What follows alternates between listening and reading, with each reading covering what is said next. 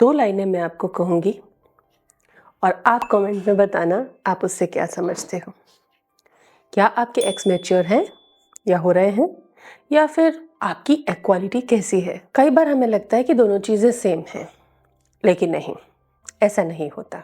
आज हम समझेंगे कि इक्वालिटी और एक मैच्योरिटी क्या होती है, रिपोर्ट्स में क्या लिखा होता है, एएमएच से आप क्या जानते हो, और कौन सा डाइट डायरेक्टली एग को 20 से 30 दिन के अंदर बहुत अच्छे इम्प्रूवमेंट देता है, जिससे कि कंसीव करना बहुत ईजी होता है।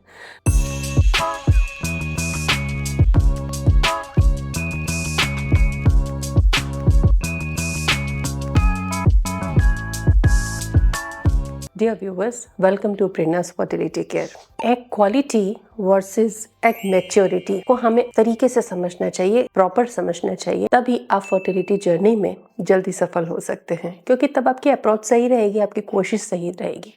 देखिए, जब आप फॉलिकुलर स्टडीज करवाते हैं उसमें आप एग की मैच्योरिटी को ट्रैक करते हैं। एग की मैच्योरिटी का मतलब क्या है कि किस दिन एग की साइज कितनी पहुंची है। 18 से 20 mm बहुत अच्छा माना जाता है और वो अल्ट्रासाउंड में आपको प्रॉपर दिखाई देता है फॉलिकुलर स्टडी में। और एलएच सर्च के बाद 24 घंटे के अंदर वो रप्चर होता है और ओव्यूलेशन होता है। लेकिन एग की क्वालिटी मापने का ऐसा कोई पैमाना नहीं है, क्योंकि एग क्वालिटी जो होती है वो एग्स के अंदर के माइटोकॉन्ड्रिया डीएनए मटेरियल पर निर्भर करता है। डीएनए इंटीग्रिटी कैसी है, माइटोकॉन्ड्रिया की एनर्जी कैसी है, क्रोमोसोमल अलाइनमेंट कैसा है, और उसमें फर्टिलाइजेशन एक्सेप्ट करने की, स्पर्म से फ्यूज होने की एबिलिटी कितनी है, इसे हम कहते हैं एग की क्वालिटी।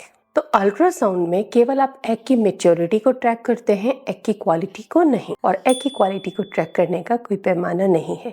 लेकिन अगर एग की क्वालिटी अच्छी नहीं होती है, केवल मैच्योरिटी होती है, तब भी आपने बहुत सारे ऐसे केसेस देखे होंगे, या कमेंट सेक्शन को आप अच्छे से पढ़ें तो पता चलेगा कि कई फीमेल्स के एग तो बन रहे हैं, मैच्योर हो रहे हैं, स्टडी में बहुत अच्छे दिख रहे हैं, लेकिन कंसेप्शन फेल हो रहा है, क्योंकि यहाँ पर एग की क्वालिटी का इश्यू आता है।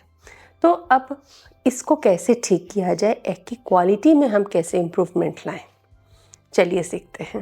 लेकिन आप चैनल ज़रूर सब्सक्राइब करें अगर आप फर्टिलिटी जर्नी में हैं। एक मेडिकल ट्रुथ मैं आपको बताना चाहूँगी, ज़रूरी नहीं कि जो फॉलिकल है वो 18-20 mm का है तो उसके अंदर जो एग है वो बेस्ट क्वालिटी का हो। कई बार पीसीओएस, इन्फ्लेमेशन या स्ट्रेस की वजह से 18, 20, 22 mm तक के फॉलिकल एम्प्टी भी रह सकते हैं, या उनमें पुअर एग भी हो सकते हैं। एक और मिथ मैं बताना चाहूँगी कि एएमएच बहुत अच्छा है इसका मतलब एग अच्छे बन रहे, ये बिल्कुल भी नहीं होता।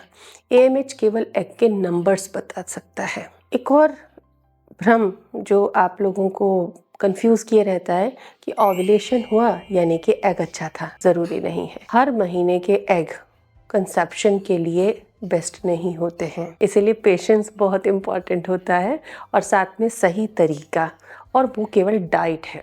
अगर एग की क्वालिटी अच्छी नहीं है तो केमिकल प्रेगनेंसी होती है, पीएमएस इश्यूज होते हैं, प्रोजेस्टेरॉन इम्बैलेंसेस रहते हैं, बार बार कॉन्सेप्शन फेल होता है। आपको लगेगा सब सही हो रहा है, ओवुलेट भी कर रही हैं, फिर भी कॉन्सेप्शन नहीं हो रहा, देन तब ऐसे में आपको एग की मैच्योरिटी को ही नहीं, क्वालिटी को भी देखकर चलना होगा। और उसके लिए अब मैं डाइट बताती हूँ। इसके लिए हमको FSH LH रिस्पॉन्स बेटर करना होगा। तो आप सौंफ का ड्रिंक ले सकते हैं पीरियड के 3rd या 4th डे से। फ्लो कम है तो थोड़ा देरी से लीजिए, चौथे दिन से लीजिए। फ्लो ठीक है तो आप 3rd डे से भी ले सकते हैं। ये आपको टिल ओव्यूलेशन लेना होता है, 15-16 डे तक ले लेना चाहिए। इसके अलावा प्रोटीन ऐड करना है। कैसे करेंगे? मूंग के स्प्राउट्स, किनोवा से भी मजबूत होता है मूंग का sprout, protein, fibre and micronutrient में। तो मूंग के स्प्राउट को आप बहुत इम्पॉर्टेंस दें और इसको उसी इम्पॉर्टेंस से डाइट में शामिल करें। हर दिन आपको इसे लेना है। बहुत सारे फॉर्म्स हैं इसको खाने के। आप चाट बना के खा सकती हैं, आप शैलो फ्राई करके खा सकती हैं, आप दाल बना सकती हैं, टिक्की बना सकती हैं, सूप तैयार कर सकती हैं, चीला तैयार कर सकते हैं, सब्जी बना सकते हैं, पराठे में स्टफ़ कर सकती हैं। तो बहुत तरीके हैं। मूंग स्प्राउट एवरी डे 100 ग्राम आपको यूज़ करना होगा। आप पनीर और एग भी कर सकते हैं। इसके अंदर आपको जिंक भी मिलेगा, और जिंक के लिए आप एडिशनली पम्पकिन सीड्स 1 या 2 चम्मच, 1.5 चम्मच हर दिन खा सकते हैं। हेल्दी फैट के लिए आप घी का इस्तेमाल कर सकती हैं अपने जो भी सूपी मील होते हैं उनमें। और यहाँ आयरन का बहुत रोल है, तो यहाँ पे बीट, खजूर, अंजीर, का इस्तेमाल आप कर सकते हैं और फिर ब्लैक रेजिन्स का भी। ये FSH LH सपोर्ट देगा और ये मंथ के शुरू से ही, पीरियड के शुरू से ही आपको शुरू कर देना चाहिए। अब फर्टिलाइजेशन पावर बढ़ाना है और ओव्यूलेशन इंश्योर करना है आपको। तो अब जो मैं बताने जा रही हूँ उससे एग के माइटोकॉन्ड्रिया की एनर्जी बढ़ेगी और DNA रिपेयर होगा। तो 2 वॉलनट्स रोज खाने हैं आपको। एंटीऑक्सीडेंट्स के लिए अनार और आंवला ले सकते हैं। फिर अपने रूटीन में आप अपनी चॉइस से शामिल कर सकते हैं अलग अलग टाइम पे इन चीज़ों को। वार्म कुक्ड फ्रेश फूड खाना है ओनली। और सेलेनियम के लिए ब्राज़ील नट और सनफ्लावर सीड्स को भी 1 चम्मच की मात्रा में आपको डाइट में ऐड करना है।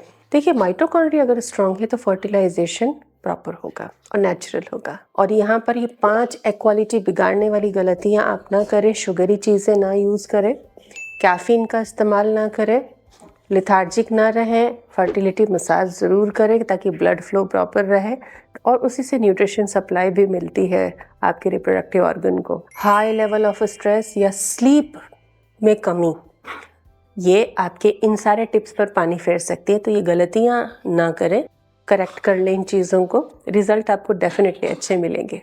Stay tuned.